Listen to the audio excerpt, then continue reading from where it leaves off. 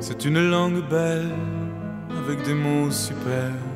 Nous, les jeunes, on fait pas attention au français. Parce que je pense qu'au quotidien, la façon dont on s'exprime, ça peut vraiment changer la condition du français au Québec. Je ne sais pas si on peut dire que le français est en santé au Québec, mais on peut dire en tous les cas que le Québec s'attache à protéger et à promouvoir la qualité du français par toutes sortes de moyens, y compris par le biais de lois. Je trouve que quand même assez par rapport aux autres pays, il y a toujours des gens qui parlent d'autres langues puis d'autres peuples qui essayent de s'installer. Je trouve que le français, c'est pas mal de l'allure, on n'est pas en danger. C'est sûr que le français commence un peu à perdre de son importance à cause de tout ce qui est étranger, l'immigration. C'est pas si mal. On parle en français, j'entends souvent parler en français plus qu'en anglais, je suis content là-dessus.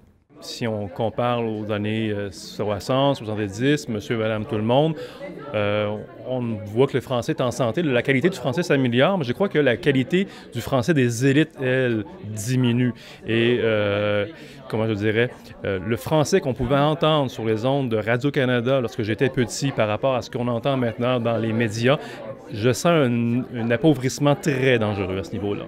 J'ai l'impression que les gens lisent plus, lisent sur Internet, s'informent, puis que même s'il y a encore des erreurs qui sont répandues, que généralement ça va bien. J'ai pas peur de la langue des textos. Moi, j'ai l'impression que les étudiants, ils savent, ou les gens qui utilisent cette langue-là un peu atrophiée, ils savent quand ils utilisent ça que ce n'est pas du vrai français, puis qu'ils sont capables de faire la nuance. Les gens ici sont conscients de la différence entre les deux langues, connaissent les deux langues comme il faut, ils sont capables de départager dans leur utilisation de l'une comme l'autre, puis dans la mixité de l'utilisation.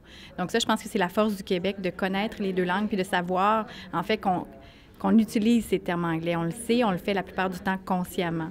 Puis la force du Québec, c'est effectivement d'être proche d'une culture anglophone, de pouvoir en tirer tout le plaisir et tout c'est ça, le plaisir qui vient avec la connaissance de cette langue-là, mais connaître aussi le français, puis vivre en français par ailleurs et retirer du plaisir de cette langue-là. Donc, il y a vraiment les deux qui sont notre force ici.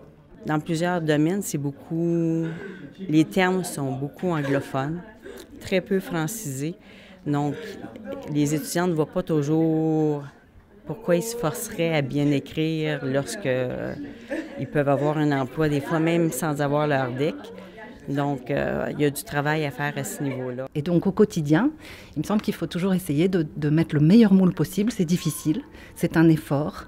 Que ce soit avec les enfants à la maison qui sont toujours tentés d'utiliser des expressions comme « yo » ou comme « check ça » ou des choses comme ça contre lesquelles on veut essayer de lutter. Chez la jeunesse, il faut vraiment fournir énormément d'efforts parce que les jeunes ont tendance maintenant à utiliser des expressions anglophones. Quand j'écris, j'essaie de faire attention de ne pas mettre de termes en anglais parce que je veux vraiment m'exprimer en français.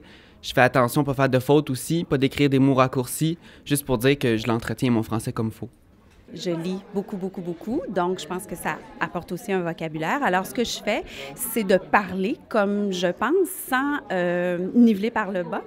Et ça, je l'utilise beaucoup avec mes étudiants et beaucoup à la maison, en tant que maman aussi, et même avec mon chum. Souvent, je vais lire des romans, puis je vais vouloir savoir pourquoi l'auteur a mis tel mot à la place d'un autre, chercher qu'est-ce que le mot veut dire, comprendre le contexte. Puis pour ça, je vais souvent chercher une analyse littéraire faite par d'autres auteurs. Comment bien écrire son français, effectivement, je considère actuellement que ça se perd, malheureusement. J'ai l'impression que les gens se surveillent. « Ah non, je peux pas envoyer un courriel à un prof de français, elle va lire toutes mes fautes puis elle va les corriger. » Mais j'ai tendance à faire ça aussi. Je reçois des cartes d'invitation des gens proches de ma sœur. Puis je dis, ben là, il manque 2 virgules. Alors, j'ai tendance à jouer ce rôle-là un peu tannant du prof de français qui reprend les autres. Puis de montrer aussi la richesse de la langue française parce que c'est quand même un vocabulaire tellement intéressant puis tellement vaste. Donc, je pense que ça peut être le fun de donner plusieurs synonymes aussi lorsqu'on a l'occasion de le faire. La semaine de la Franco-Fête qui va être fêtée bientôt.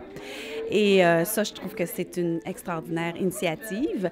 Je suis un petit peu découragée aussi de l'écriture de mes étudiants. Alors, j'espère qu'on va mettre en place des systèmes ou des outils pour nous aider. Il faut qu'on fasse attention, c'est une richesse qu'on partage en commun.